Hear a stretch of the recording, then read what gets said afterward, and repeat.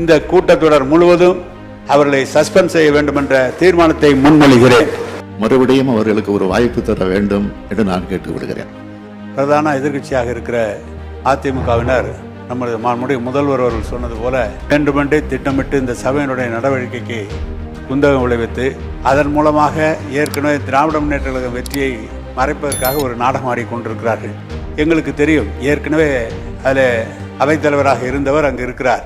கடந்த காலத்தில் எழுந்து நின்று பேச அமர்ந்தால் உடனடியாக பேச முற்பட்டால் அமருங்கள், கேள்வி நேரம் முடிந்த பிறகுதான் அது என்று எங்களை பார்க்கவே மாட்டார் அந்த சபாநாயகர். நீங்களாவது அவர்களை பார்த்து சிரித்து பேசி அவர்கள் சொன்னதை கேட்டு ஒரு நடுநாயமாக இந்த சபையை நடத்தி கொண்டிருக்கிறீர்கள்.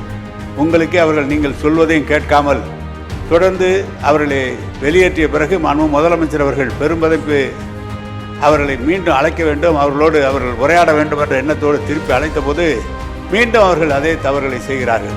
எனவே அவர்கள் கடந்த காலத்தில் எப்படி நடந்து கொண்டார் என்பது எங்களை போன்று இருக்கிற சட்டமன்ற உறுப்பினர் இருந்தவருக்கு நன்றாக தெரியும்.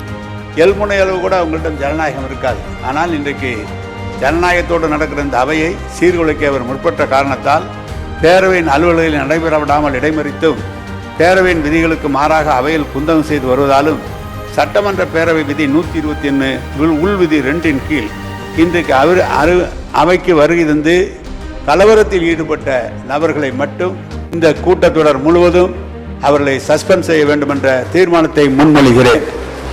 நகராட்சி அமைச்சர் அவர்கள் கூறியதிலிருந்து நான் கொஞ்சம் மாறுபடுகிறேன். கூட்டத்தொடர் முழுவதும் தேவையில்லை, இன்றைக்கு மட்டும் நீக்கி வைத்துவிட்டு மறுபடியும் அவர்களுக்கு ஒரு வாய்ப்பு தர வேண்டும் என்று நான் கேட்டுக்கொள்கிறேன். தீர்மானத்தை அப்படியே மாண்புமிகு முதலமைச்சர் அவர்களுடைய கோரிக்கையை மனதில் வைத்து அவை முன்னவர் அவர்கள் தீர்மானத்தை மாற்றி வாசிக்கும்படி கேட்டு முதல்வர் அவர்கள் கூட்டத்தொடர் முழுவதும் தேவையில்லை, இன்றைக்கு மட்டும் வெளியேறினால் போரும் என்று சொல்லியிருக்கார். அவருடைய தீர்மானத்தை முன்மொழிகிறேன்.